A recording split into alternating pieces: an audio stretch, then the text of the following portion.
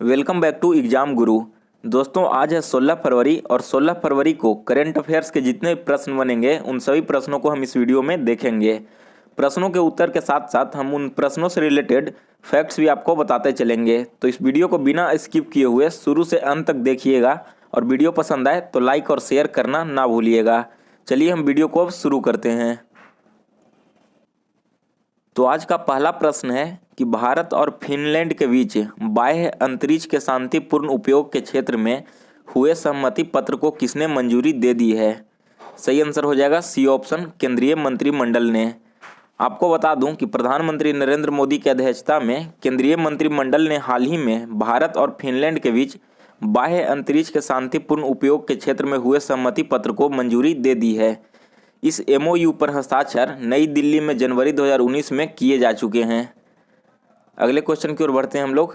दूसरा प्रश्न है आज का, अंतरिक्ष एजेंसी नासा का मंगल पर अपॉर्चुनिटी मिशन कितने वर्ष के बाद निष्क्रिय हो गया है? सही आंसर हो जाएगा सी ऑप्शन, 15 वर्षों के बाद। अमेरिका की अंतरिक्ष एजेंसी नासा का मंगल ग्रह पर अपॉर्चुनिटी मिशन 15 वर्षों के बाद निष्क्रिय हो गया है। यह रोवर मंगल ग्रह पर सबसे ज़्यादा चलने वाला रोवर था। अपॉर्चुनिटी रोवर अगस्त 2004 में मंगल ग्रह पर उतरा था। अगले क्वेश्चन की ओर बढ़ते हैं हम लोग।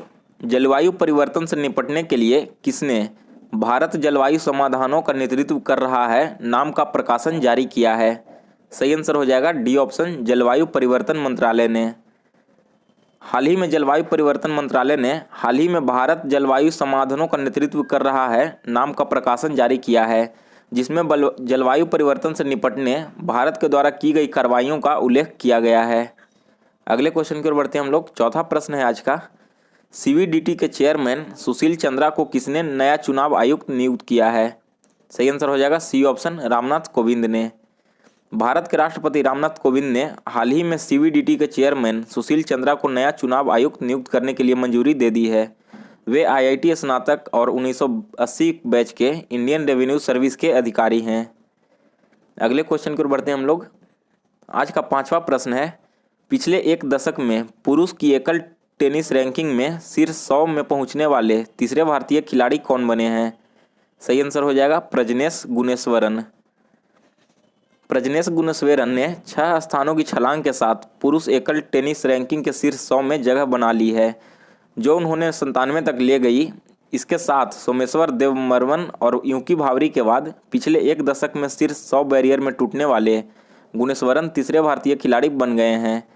युगल में रोहर बोपन्ना 37वें स्थान पर रहे और उनके साथी दिग्विजय शरण सिंह 39वें स्थान पर रहे। महिला टेनिस संघ के चार्ट में अंकिता रैना 165वें स्थान पर रही। अगला क्वेश्चन है आज का, किस देश में सैन्य अभ्यास कोबरा गोल्ड 2019 की शुरुआत की गई है? सही आंसर हो जाएगा ए ऑप्शन, थाईलैंड में।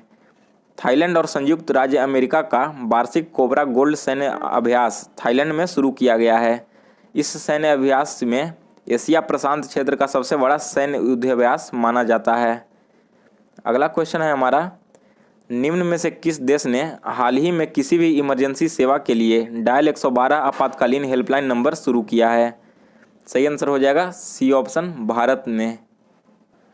अमेरिका की तरह भारत ने भी देश में हाल ही में किसी भी इमरजेंसी सेवा के लिए डायल 112 आपातकालीन हेल्पलाइन नंबर की शुरुआत की है, जिसमें पुलिस 100, फायर 101, हेल्थ 108 और महिला हेल्प नंबर 1090 को आपस में जोड़ दिया जाएगा। अगला क्वेश्चन है हमारा कि विश्व रेडियो दिवस कब मनाया गया था? सही आंसर हो जाएगा यह 13 फरवरी को मनाया गया था। विश्व रेडियो दिवस 13 फरवरी 2019 को संवाद, सहिष्णुता, शांति विषय के साथ साथ विश्व स्तर पर मनाया गया है। रेडियो दुनिया में सबसे व्यापक दर्शकों तक पहुंचने वाला जन्य माध्यम है। यह विशेष रूप से दूर दराज के समुदायों और कमज़ोर लोगों जैसे कि अनपढ़, विकलांग, महिलाओं, युवाओं और गरीबों तक पहुंचने के लिए अनुकूल है। इसे एक शक्तिशाली संचार उपकरण और कम लागत वाले माध्यम के रूप में भी मान्यता प्राप्त है। अगला क्वेश्चन है आज का, केंद्रीय मंत्रिमंडल ने राष्ट्रीय सफाई कर्मचारी आयोग का कार्यकाल किस वर्ष तक बढ़ाने को मंजूरी दे दी है? सही आंसर हो जाएगा डी ऑप्शन, 2020 तक। केंद्रीय मंत्रिमंडल ने 31 मार्च 2019 से 2022 तक 3 वर्षों के लिए राष्ट्रीय सफाई कर्मचारी आयोग के कार्यकाल के विस्तार को प्रस्ताव को मंजूरी दे दी है। आयोग की स्थापना 1993 में NC/SC अधिनियम 1993 के प्रावधानों के अनुसार की गई थी। अगला क्वेश्चन है हमारा, मंत्रिमंडल ने किस राज्य की अनुसूचित जनजाति की सूची में संशोधन को मंजूरी दे दी है? सही आंसर हो जाएगा बी ऑप्शन, छत्तीसगढ़।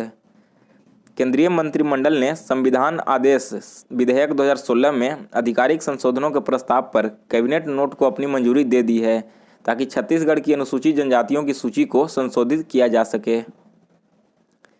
अगला क्वेश्चन है, सर्वप्रथम लावासिया ह्यूमन राइट कॉन्फ्रेंस 2019 का स्थल कौन सा शहर था? सही आंसर हो जाएगा ए ऑप्शन, नई दिल्ली में था।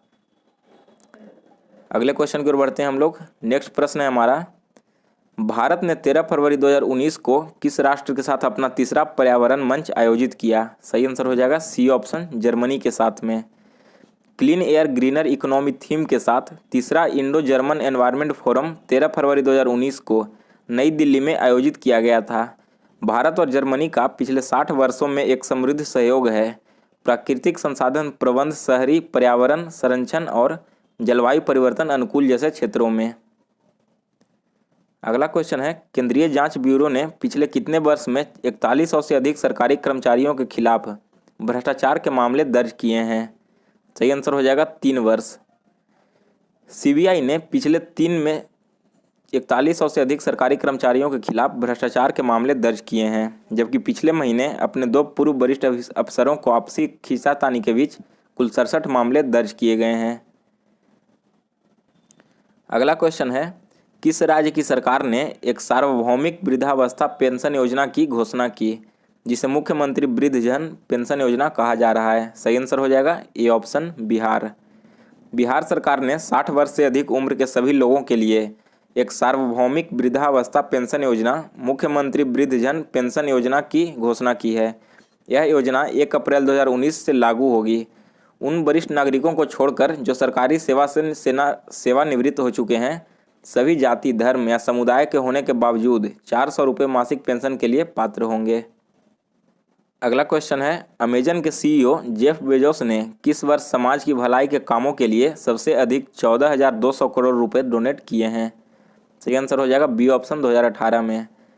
दुनिया के सबसे बड़े अमेजन के CEO जेफ बेजोस ने वर्ष 2018 में समाज की भलाई के कामों के लिए सबसे अधिक 14,200 करोड़ रुपए डोनेट किए हैं।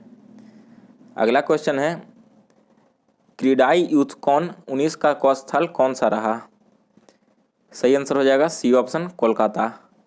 13 फरवरी 2019 को प्रधानमंत्री नरेंद्र मोदी ने नई दिल्ली के तालकटोरा स्टेडियम में क्रीडाई यूथकॉन 19 में 3000 से अधिक युवा रियल एस्टेट डेवलपर्स को संबोधित किया। 2 दिवसीय सम्मेलन confederation of real estate developers association of India द्वारा आयोजित किया गया था। वार्षिक सम्मेलन रियल एस्टेट बिल्डरों और डेवलपर्स की अगली पीढ़ी को एक साथ लाया जाएगा ताकि वे अपने युवा दिमागों को समझ सकें और अपनी सोच और दृष्टिकोण को साझा कर सकें। 1999 में स्थापित क्रेडाई देश के 200 से अधिक शहरों से रियल एस्टेट डेवलपर्स का प्रतिनिधित्व करने वाला शीर्ष निकाय है। अगला क्वेश्चन है, भारत और किस देश ने हाल ही में समुद्री प्रदूषण से निपटने के लिए पहल की है? सही आंसर हो जाएगा बी ऑप्शन, नॉर्वे ने। केंद्रीय पर्यावरण और वन मंत्रालय ने हाल ही में भारत नॉर्वे समुद्री प्रदूषण पहल की शुरुआत करने के लिए नॉर्वे सरकार के साथ एक आशय पत्र पर हस्ताक्षर किए हैं। साझेदारी में दोनों देशों अनुभव और क्षमता को साझा करेंगे और स्वच्छ और स्वस्थ महासागरों को विकसित करने के प्रयासों में सहयोग करेंगे। अगला क्वेश्चन है, EY entrepreneur of the year 2018 किसे दिया गया है? सही आंसर हो जाएगा सिद्धार्थ लाल को। आयसर मोटर्स लिमिटेड के MD और CEO सिद्धार्थ लाल को भारत में EOBY अवार्ड्स के 20वें संस्करण में वर्ष 2018 का EY एंटरप्रेन्योर नामित किया गया। उन्हें इंजीनियरिंग के संचालन और वित्तीय बदलाव के लिए पहचाना जाता है और रॉयल एनफील्ड ब्रांड को पुनर्जीवित किया जाता है। लाल अब 6 से 8 जून 2019 तक मोंटे कार्लो में EY world entrepreneur of the year award में भारत का प्रतिनिधित्व करेंगे। द ईयर के उद्यमी पुरस्कार का उद्देश्य ऐसे उद्यमियों को सम्मानित करना है जो अपने रचनात्मक विचारों और असाधारण उद्यमियों के साथ बिल्डर्स बन के उभरे हैं। इसके अलावा विप्रो समूह के चेयरमैन अजीज प्रेमजी को एक वनस्पति तेल व्यवसाय से बहुव्यवसाय प्रौद्योगिकी संगठन में भारतीय विप्रो के परिवर्तन और भारतीय सूचना प्रौद्योगिकी उद्योग को वैश्विक मानचित्र पर लाने के लिए आजीवन उपलब्धि पुरस्कार से सम्मानित किया गया।